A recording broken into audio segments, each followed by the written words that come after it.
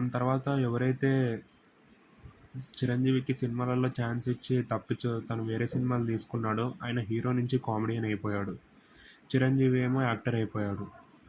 And Chiranjeevi బాధపడుతూ ఉంటాడు. నా కోసం సాక్రిఫైస్ చేసి తను ఇప్పుడు ఒక కామెడియన్‌గా మారిపోయాడు. హీరో నుంచి నన్నేమో గొప్ప హీరో చేస్తాడని చెప్పేసి. అండ్ చిరంజీవిని తీసుకొని విక్టరీ వెంకటేష్ కూడా ఇన్స్పిరేషన్ తీసుకున్నాడు. అదేంటంటే చిరంజీవిది వయసు అయిపోయిందని కొన్ని 10 ఇయర్స్ దాకా సినిమాలు తీయలేదు.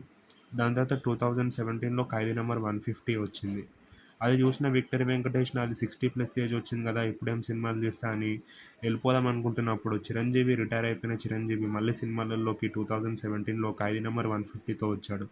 ఇది చూసిన వెంకటేష్ నేను కూడా సినిమాలలో యాక్ట్ చేయాలి అని చెప్పేసి సినిమాలు ఆపకుండా ఇప్పటిదాకా చేస్తూనే ఉన్నాడు. చిరంజీవిని, బాలయ్యని ఇన్స్పిరేషన్ తీసుకొని ఇంత వయసైనా కూడా వీళ్ళు చేస్తూనే ఉన్నారు.